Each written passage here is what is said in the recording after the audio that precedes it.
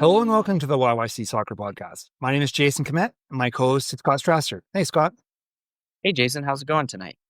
It's going all right. Seems like I'm putting in a few long days at work, but otherwise it's been pretty good overall. Glad to hear. How about you? Pretty good. Busy at work as well. Election season is no joke. I'm learning that. Lots of stuff to do and think about, but excited to kind of put that aside for a few hours or for 1 hour and chat about Calgary soccer like we always do on Thursday. And if you are a new listener to our podcast, Scott, what is the YYC Soccer Podcast all about? So we focus on soccer in Calgary at the professional, post-secondary, and amateur levels. We discuss Cavalry FC and the Calgary Wild. And we also talk at this time of year a lot about Calgary's post-secondary soccer teams, those being from the University of Calgary, Mount Royal University, and SAIT. Yeah, and this week we're going to preview the Cavalry FC match against Ottawa. We'll also preview the Calgary Wild match against Montreal. We'll talk about those post-secondary teams like you mentioned. We're going to talk about the Dinos and the Cougars and the Trojans. And we also have an interview this week. Scott, who's our interview with? Yeah, earlier today, I interviewed Mykena Walker, who is the starting right back for the University of Calgary Dinos women's team. She is a fourth-year player and has basically been a starting 11 player right from the get-go, right from her freshman season. So she's been a pretty constant presence on that team. And I guess it was last week, she scored a goal, had a great backflip. I think that was only Scott, you looked it up, second goal? Yeah, that was her second goal of her U Sports career. And yeah, she pulled off a nice backflip to celebrate. She said she'd been waiting to score a goal so that she could do that. And she said it was fitting to be able to do it in front of the University of Alberta fans. We'll run that pretty soon. But before we do that, I think we should talk about some of the pro games happening this weekend. This is Dan Holm, and this is the YYC Soccer Podcast. Cavalry FC is heading to Ottawa, and they're going to play a Saturday morning match, 11 a.m. at TD Place. Yeah, this is going to be tough for Cavalry. The last time they went to Ottawa, it was a hard-fought 2-2 draw. Although that game, as we talked about, was one where Cavalry will probably feel like they should have left with 3 points. Overall, Ottawa is a really strong team. They've only lost 2 games in the CPL regular season in 2025, and they have the league's best offense and second best defense. So hard to beat. They score a lot. They're hard to score against. Going to be tough for Cavalry. Definitely. And one would think that this should be a high-scoring affair. Yeah, both of these teams have scored quite a lot. Cavalry has the third best offense in the league, and it's second against third. So I think it's going to be a good game. And both teams have a lot to play for. It's highly likely that Ottawa will clinch second place this year, but it's not mathematically certain yet. And a Cavalry win would close the gap to 6 points between these two teams with, I believe, 3 games left. So Cavalry has a steep mountain to climb, but they're still on that mountain. It's not like they've fallen off yet. But overall, Cavalry has been on a pretty good run of form lately. They had a little bit of a slip up in that York match, but otherwise they've been pretty dependably playing at a good level and getting results. Yeah, absolutely. Apart from that York game, I think their unbeaten run would be pretty impressive. I think they've been scoring a lot lately. They've scored 10 goals in their last 4 games. And if you extend that, they've scored 17 goals in their last 6 games. So they're starting to fill the net more and more. And I think a lot of important players for Cavalry are just playing at the top of their game, right? Ali Musi, Sergio Camargo, Toby Warshevsky is back to his strong form from earlier this season, I think. And then we've seen guys like Gote Natigny hit the net. So yeah, I'm very excited for this game. I think it'll be, the stage is kind of set for some fireworks. Hi, this is Christine Sinclair, and you're listening to the YYC Soccer Podcast. All right, let's talk about the Calgary Wild. They also have a Saturday morning matchup out east. They're playing the Montreal Roses at 10 a.m. at Stade Boreal, which apparently is now going to be the home of two pro soccer teams. Yes, it is, Jason. And I think you deserve some kudos because we found out the name of Montreal's future CPL team, and it's something that you predicted some months back. I kind of like the idea of bringing back that old CSL name. So it should be interesting to see how all that plays out. But yeah, we're in the Wild segment, so I guess we should get back to that. The Wild have struggled a lot lately, and they're very, very close to being mathematically eliminated from the playoffs. But I guess there's still pride to play for and play for your job. Yeah, for next year. Yeah, the Wild are coming into this on, I think, a 5-game losing streak. Definitely going to want to end that and finish the inaugural season with their heads held high. Montreal is a tough team. Actually, not that long ago, they beat Calgary 5-0 at McMahon Stadium. So it does feel like they've figured Calgary out, and I think Calgary is going to have to adjust their playing style and come out with something different than they did when they faced each other just a few weekends ago. Montreal, I was going over their stats, and it's quite interesting. They don't let in a lot of goals, Jason. They have by far the NSL's best defense. They've conceded 16 goals in 21 games, so less than 1 goal a game. But they're not that prolific up front. They've scored 27 goals in 21 games, which is just over 1 goal a game. So their games are often cagey. If you think about that 5-0 win against the Wild, that was very much an outlier. And actually, I went through all of their results, and there's only one other game this year that they've scored more than 2. Yeah, I think the one thing that you pointed out sort of at the beginning of when your analysis there is something I wanted to sort of go back to a little bit. This is a team that seems to be acutely aware of some of the shortcomings of the Wild in regards to putting pressure on them when they're playing it out the back, taking some further out shots that from distances and areas that they know Steph Bukovic can sometimes have trouble with. They seem to kind of have the book on the Wild. So I think it'll be an interesting test of for Lydia Bedford to see if she can adjust some of her strategies in order to throw Montreal a little bit off guard and so that they're not doing the same things that Montreal has capitalized on before. Hi, this is Mykena Walker, and you're listening to the YYC Soccer Podcast. All right, let's talk about youth sports. Jason, there was some shuffling in the national rankings this past week. On the men's side, I noticed that the Mount Royal Cougars have moved down to 10th in the nation. They were as high as 7th the week before, but the Dinos moved up a notch. They are now ranked 11th after previously being ranked 12th. And on the women's side, Dinos are all the way up to being ranked 3rd in the nation. And we're going to run our interview with Mykena in a minute here, but it's pretty easy to see why. Yeah, they've played really well. One comment I want to make about the rankings is it's interesting, like right now in the Prairie Division, the Dinos are ahead of the Cougars, but they're still one slot behind them in the rankings. I guess that just shows you about, how the rankings are essentially a mathematical formula of some sort. And for whatever reasons, it just works out that way right now. But I just thought it was kind of interesting that when you look at the numbers. Yeah, for sure. I think the Cougars, the fact that they've competed at nationals the last 2 years probably helps them when it comes to whatever mathematical formula is used. But absolutely, it's cool to see Calgary's 2, or I guess 4 teams in esports ranked nationally, because on the women's side, the Cougars are ranked 16th at the moment. So all 4 Calgary-based esports soccer teams are ranked in the top 20 nationally, with a couple of them ranked in the top 10. Okay, let's preview when the matches will be for the women's teams this weekend. On Friday evening, the Dinos will play the Manitoba Bisons at 7 p.m. at McMahon, and then they'll have a return engagement with Manitoba on Saturday night, same time. And for the Cougars, they're going to host Lethbridge Saturday at 1 and then Sunday at 1. So just like it was a couple weeks ago, I think it was, where both Calgary teams played these 2 teams twice in a row at their home. Now they're playing them twice in a row here. Yeah, interesting scheduling. But I think in both of these matchups, you have to assume that the Calgary-based teams are the favorites, and especially since they are going to have home field advantage.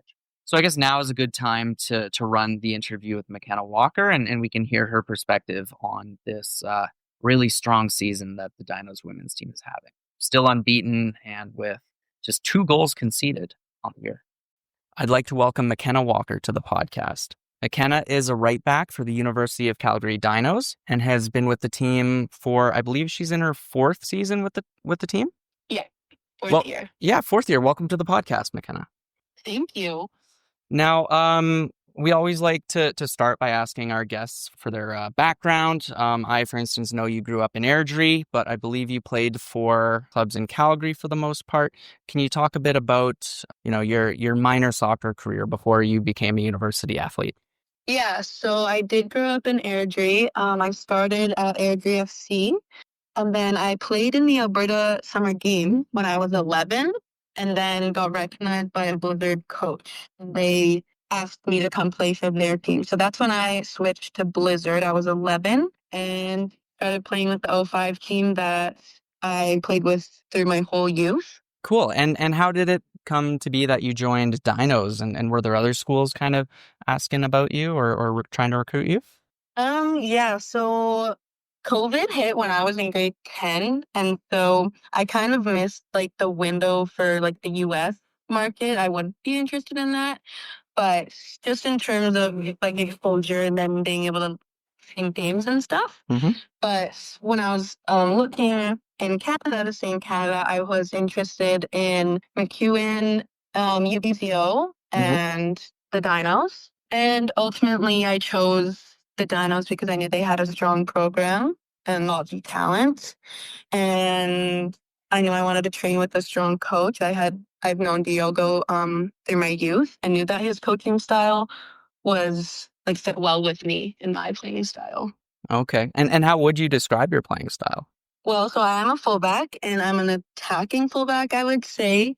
I love to take 1v1s down the sideline and push up the flank. And I enjoy getting into the box either to get shots or crosses or cutbacks. Mm-hmm.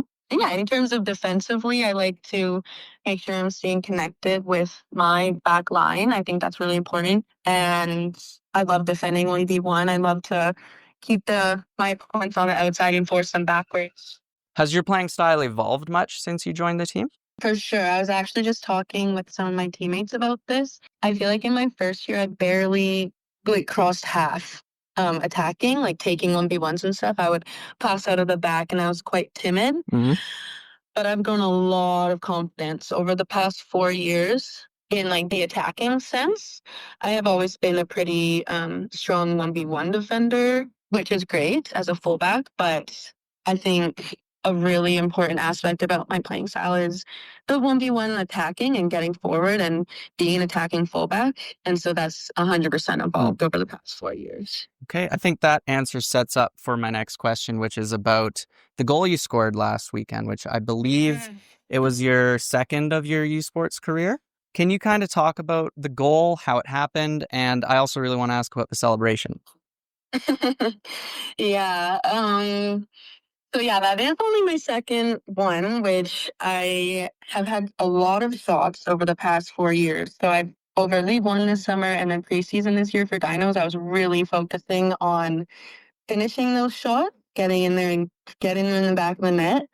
And so yeah, it came from a great ball from Aislinn in the mid, and I think we just caught their fullback. I believe is it a fullback? They got caught out wide. And so it was a perfect opportunity for me to get forward and kind of use my pace to get in front of her there. So yeah, it was a great ball from Aislinn, and then I was able to play it around the keeper. And yeah, it was a great opportunity to do the backflip. We have been talking about that celebration. Everyone's like, you have to get a goal, you have to get a goal. And so I knew I was going to be doing my backflip the first goal I got this season, and it was perfect at U of A having the stands right there. I made sure to do it along the sideline that I could do it right in front of the sideline, and yeah, it was just an awesome moment, and I was filled with so much adrenaline. I think that's why I jumped so high. Yeah, it was really exciting. Yeah, nice goal, nice celebration. Got to ask about the Dinos season. You guys are killing it so far. I think 7 wins and a draw, no losses. Really strong Dinos team with a lot of experienced players like yourself. You mentioned Aislinn Phillips.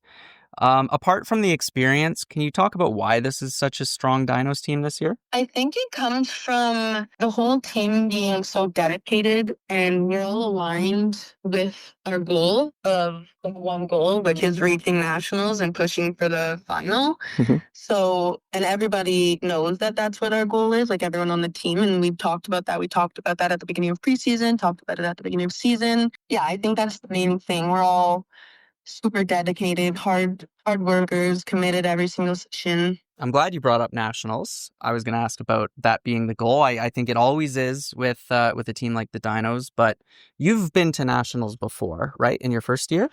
Yeah, in my first year, yeah. I want to ask, like, how big of a step up in quality is that tournament? When I think that first year you guys had a strong regular season, a good playoffs, and then a tough trip to nationals. And with it being the goal again, I mean, how do you approach it knowing that you are going to need to elevate your game if you get there? Yeah, I think it definitely is a step up from regular season, especially just because you're playing teams you haven't played that season or like in a while. We haven't seen like any of the Quebec teams or Ontario or even the BC teams. We won't see them until Final Four.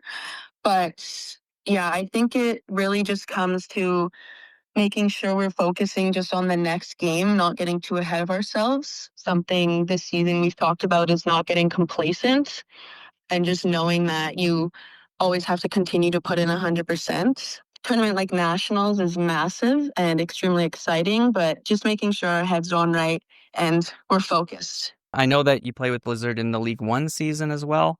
A lot of Dinos players do, which is understandable given the coaching connection.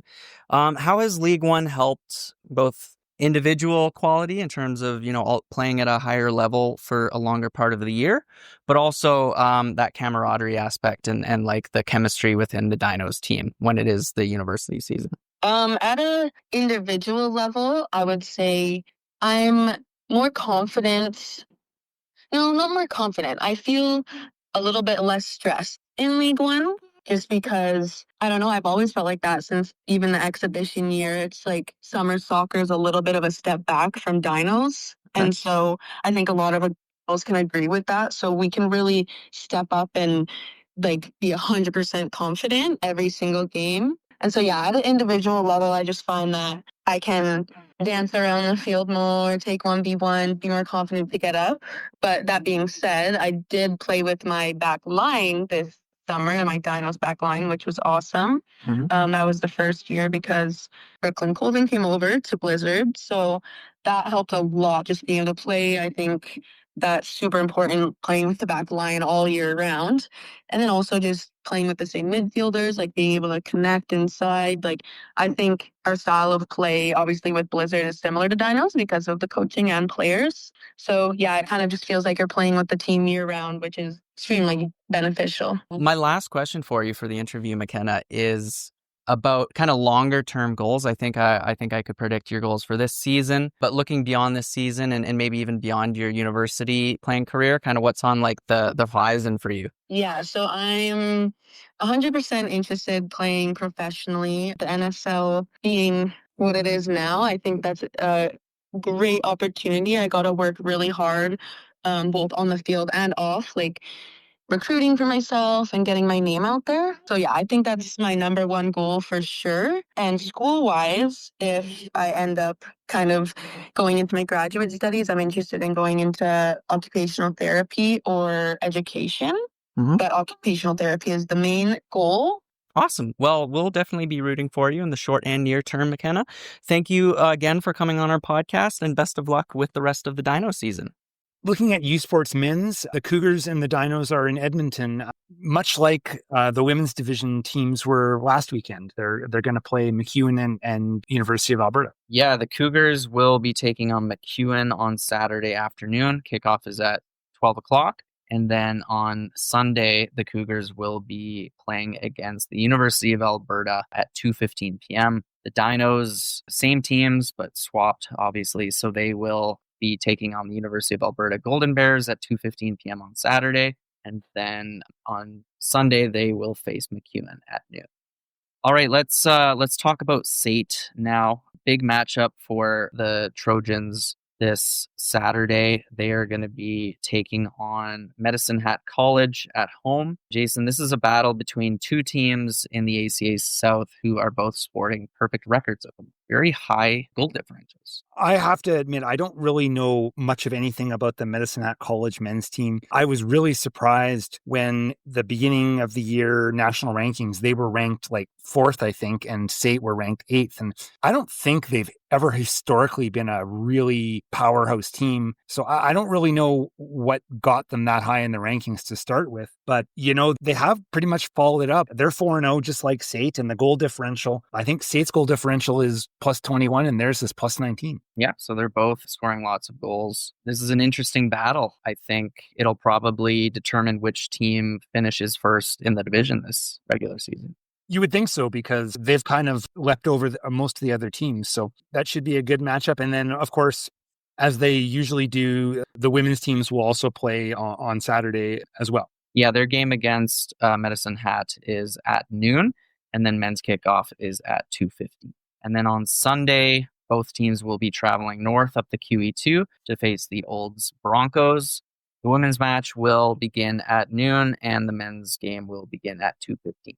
Before we wrap things up, this caught our eye. We saw an announcement from a local Calgary player that kind of caught our attention. Big move for them next year, I guess. Yeah, this is quite the letter of intent to sign. Ashlyn Walia, who has played for Foothills, she has committed to UCLA, which is one of the perennially strongest women's NCAA programs. Yeah, I think I checked maybe a little bit over a week ago, and I think they were ranked like 5th nationally. They are a big time team. Now, Ashlyn, of course, I think we've talked about her before because she represented Canada at the U17 level, and she was also part of the Alberta team for the 2025 Canada Summer Games. She's a midfielder. Yeah, and there's been a few commitments for 2026 that have made the news, and Clara Monk going to Kent State is probably one of the bigger ones I can think of as well, but there have been a few others. I haven't done a very good job of keeping track of them, but that sounds like a project I'll get to here maybe in the next couple weeks or so. But NCAA teams, particularly in the women's division, they seem to know that there's a good talent pipeline coming out of the Calgary area. Absolutely. And as we said 2 years ago, Kaylee Hunter, remember the name? Maybe it's time to start saying Ashlyn Walia, remember the name. Thank you for listening to the YYC Soccer Podcast. You can have this episode downloaded to your device as soon as it becomes available by subscribing on Apple Podcasts, Spotify, or other platforms. Check out our website at yycsoccer.com, where you can look through our episode archive and find other ways to listen, including our YouTube channel. We also have links to buy my book, Here Come the Cavalry, which is all about the history of professional soccer in Calgary. You can leave a question or a comment in the Contact Us section of our website. You can also interact with us on social media through X, Instagram, or Blue Sky, where our username is at YYC Soccer 403. Thanks for listening.